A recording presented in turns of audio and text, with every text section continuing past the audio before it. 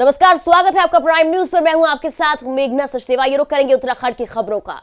जैसे जैसे 2022 का चुनाव नजदीक आ रहा है, वैसे वैसे सरकार अपने जन सरोकार को जन जन तक पहुंचाने में सक्रिय दिखाई पड़ रही है। यही वजह है कि इन दिनों मुख्यमंत्री त्रिवेंद्र सिंह रावत प्रदेश के दूरस्थ क्षेत्रों में जाकर विकास कार्यों की समीक्षा कर रहे हैं। इसके साथ ही पार्टी के विधायकों और कार्यकर्ताओं से मुलाकात कर उनके क्षेत्र की समस्याओं को सुनकर उनका समाधान करने का काम कर रहे हैं। इसको लेकर खटीमा विधायक पुष्कर की जो घोषणाएं की गई उन्हें पूरा भी किया जा रहा है। मुख्यमंत्री जिस तरह से अपने काम की समीक्षा कर रहे हैं, उससे निश्चित ही विकास के कार्यों को गति मिलेगी।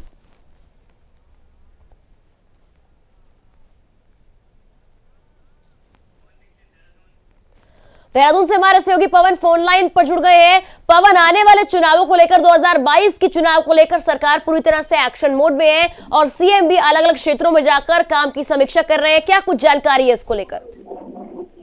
बिल्कुल मेघना, आपको बता दें जो कि लगातार मुख्यमंत्री त्रिवेंद्र सिंह रावत अब सक्रिय दिखाई दे रहे हैं। यही वजह है कि पिछले दिनों 2 दिवसीय दौरे पर मुख्यमंत्री त्रिवेंद्र सिंह रावत बागेश्वर में रहे। वहां पर कार्यकर्ताओं के साथ उन्होंने भेंट की और वहीं रात्रि विश्राम भी किया। तो वहीं आज फिर मुख्यमंत्री त्रिवेंद्र सिंह रावत कुमाऊं के अल्मोड़ा में जो है समीक्षा बैठकें करेंगे। वहां पे कार्यकर्ताओं से भेंट करेंगे, वहां से प्रतिनिधियों से भेंट करेंगे और वहां के जो भी विकास के कार्य हैं उनको कैसे जन जन तक पहुंचाया जाए और उन पर किस तरीके से जो विकास के कार्य हैं उनको गति दी जा सके।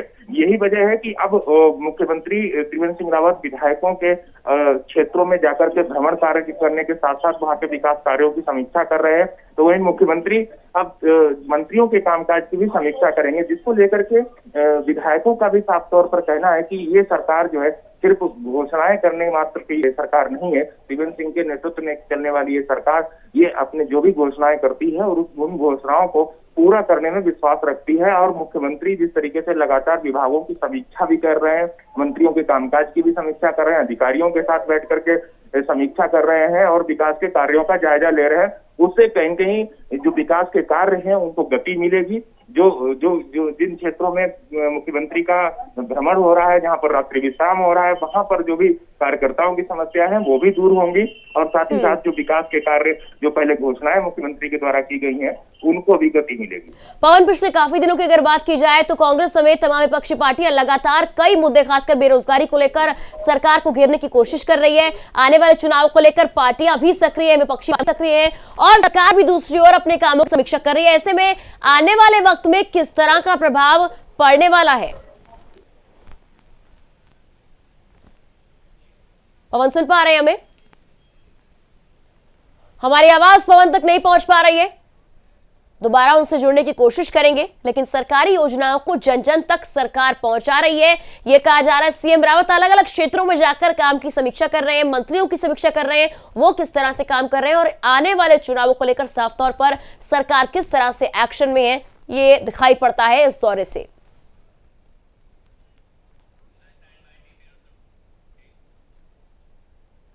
भेल एम्प्लॉयज यूनियन के अध्यक्ष सनी धवन की अध्यक्षता में भेल की कॉर्पोरेट प्रबंधक के खिलाफ विरोध प्रदर्शन किया गया। दरअसल भेल के कॉर्पोरेट प्रबंधन ने कोरोना महामारी के चलते सभी कर्मचारियों का जो महंगाई भत्ता और अन्य भत्ते मिलते हैं उन्हें केंद्रीय नेतृत्व से बिना सहमति के लिए 6 महीने के लिए रोक दिया था। लेकिन 6 महीने बीत जाने के बाद भी अब तक कॉर्पोरेट प्रबंधन के जरिए भत्ता देने पर फैसला नहीं लिया गया, जिसको लेकर भेल कर्मचारियों ने प्रबंधन के खिलाफ मोर्चा खोल दिया है।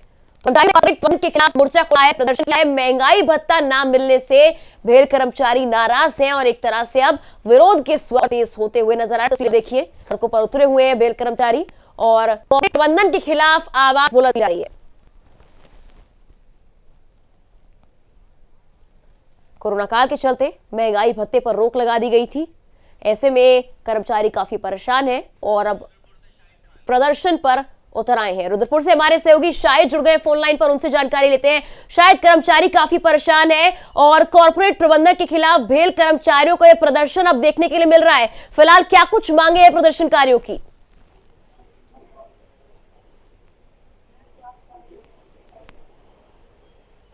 शायद हमारी आवाज आप तक पहुंच पा रही है? तो तकनीकी खामी की वजह से हमारी आवाज फिलहाल शाहिद खान अब फोन पहुंच पा रही है, शायद तक नहीं पहुंच पा रही है। महंगाई भत्ता न मिलने से भेल कर्मचारी नाराज है। कोरोना काल के चलते महंगाई भत्ते पर रोक लगा दी गई थी और इसी के चलते ये प्रदर्शन देखने के लिए मिला है।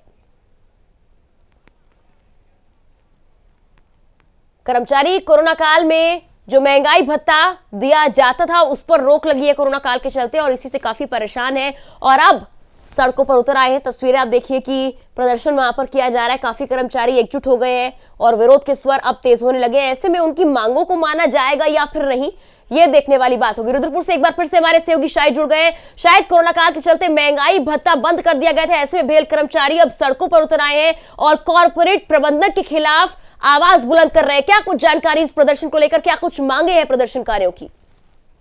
मैं क्या बताऊंगा, ये भेल के जितने कर्मचारी हैं ये कंपनी के गेट पे आ गए थे और गेट पे आके इन्होंने धरना प्रदर्शन किया और इनका जो मैनेजमेंट है उसके खिलाफ इन्होंने नारे लगा। उनके कहना है कि जो कोरोना काल में हम लोगों का महंगाई भत्ता था और जो कैंटीन के और ट्रांसपोर्ट की सब्सिडी मिलती थी वो पूरी तरीके से बंद कर दी और प्रशासन ने पहले 6 महीने की नहीं बंद की थी, अब 6 महीने से ऊपर हो गए। हम लोग मांग कर रहे हैं ना ये हमें कोई बोनस दे रहे हैं ना बोनस जो हम लोग हर साल मिलता था उससे कोई बात कर रहे हैं। उसी को लेके जो कर्मचारी हैं उन लोगों ने धरना प्रदर्शन किया। शायद उस प्रदर्शन के बाद क्या कॉर्पोरेट प्रबंधन को सफाई दी गई या फिर इनकी मांगों को मानने का फैसला किया गया है? अभी तक तो इन लोगों का धरना चल रहा है। इनके जो उन्हें कहना है कि प्रशासन हमारी बात सुना, हम लोग महंगाई बात करना आए हैं तो प्रशासन हमसे कोई बात कर रहा है और अगर इस तरीके से चलता रहा तो आगे और आंदोलन किया जाएगा। ठीक है शायद, धन्यवाद पूरी जानकारी हम तक पहुंचाने के लिए। तो प्रदर्शनकारियों का साफ तौर पर कहना है कि अगर इस तरह से उनकी मांगों को नजरअंदाज किया गया है और किया जाएगा तो आंदोलन पर वो उतर आएंगे।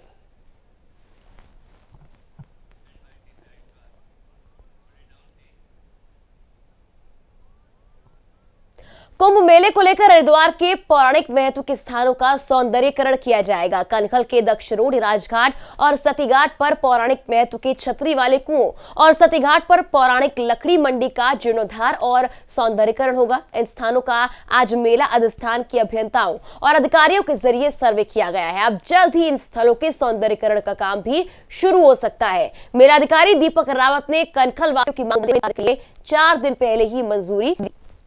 तो ये लोगों के अधिकारी ने मंजूरी दी है। पौराणिक स्थलों का सौंदर्यीकरण किया जाएगा, उन्हें और बेहतर बनाया जाएगा। इसी को लेकर मेला अधिकारियों ने स्थलों का सर्वे किया है और स्थानीय लोगों की मांग थी और मंजूरी की। पौराणिक महत्व है इन जगहों का, काफी सुंदर जगह भी है। अब इनका और बेहतर तरीके से विकास हो पाएगा। आसपास की जो लोग हैं उनकी मांग थी और इसी मांग को मेला अधिकारी ने मंजूरी दी थी, जिसके बाद आज तस्वीरें देखी कि अधिकारी यहां पर सर्वे करने के लिए पहुंचे हैं। किस तरह से यहां पर सौंदर्यीकरण का काम किया जाएगा, जीर्णोद्धार किया जाएगा, उसकी तैयारियां भी लगभग शुरू हो चुकी हैं।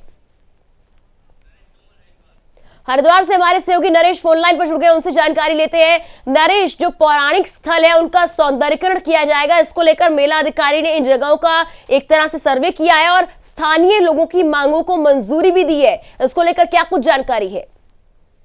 देखिए, लेकिन आपको बताता है कि हरिद्वार जो है पौराणिक कथाओं के साथ साथ जो है धार्मिक स्थानों का एक विशेष महत्व यहाँ पर माना जाता है। और कनखल का जो क्षेत्र है भगवान भोलेनाथ की है। पौराणिक कथाओं में वर्णन है कि यहाँ पर हुआ था, क्षति यहीं से हुई थी।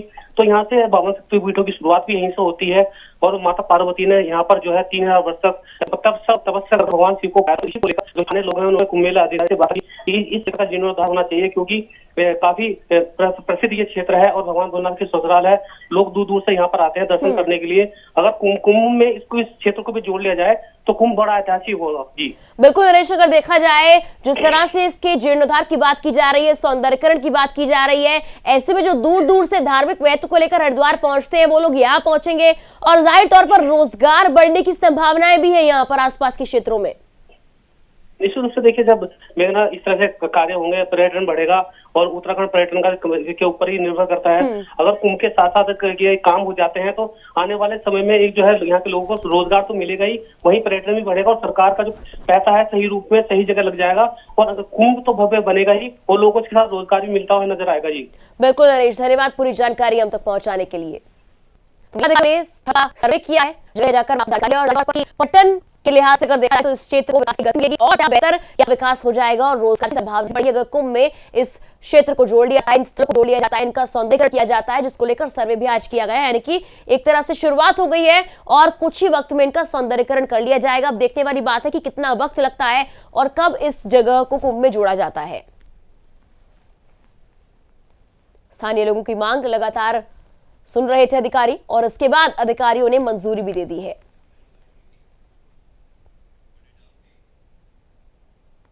चारधाम यात्री और देसी विदेशी पर्यटक भारत के अंतिम सरहदी गांव माणा सहित देश के अंतिम चाय की दुकान का भी दीदार कर पाएंगे। अब तीर्थ यात्री बद्रीनाथ के माणा गांव में आवाजाही कर पाएंगे। माणा गांव के ग्रामीणों ने पंचायत की बैठक के बाद इसकी परमिशन दे दी है। ग्रामीणों ने बैठक कर निर्णय लिया कि बद्रीनाथ आने वाले श्रद्धालु अब माणा गांव आ पाएंगे, जिससे पर्यटक भीम पुल, व्यास गुफा, वसुंधरा का लुत्फ भी उठाएंगे। बता दें कि कोरोना महामारी के माणा गांव ग्रामीणों ने 5 महीनों से लोगों के प्रवेश रोक लगा रखी थी। यहाँ पर्यटक आ पाएंगे।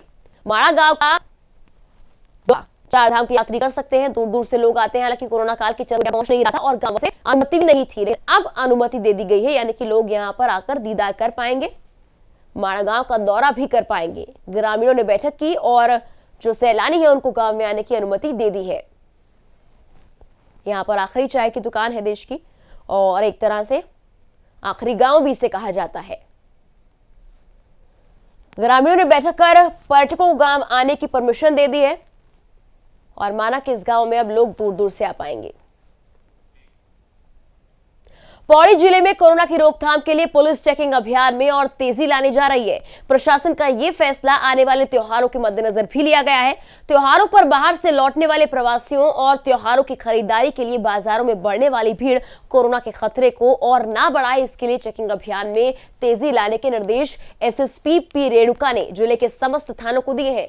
कोरोना गाइडलाइंस का पाठ भूल चुकी जनता पर पुलिस की पैनी नजर बनी रहेगी।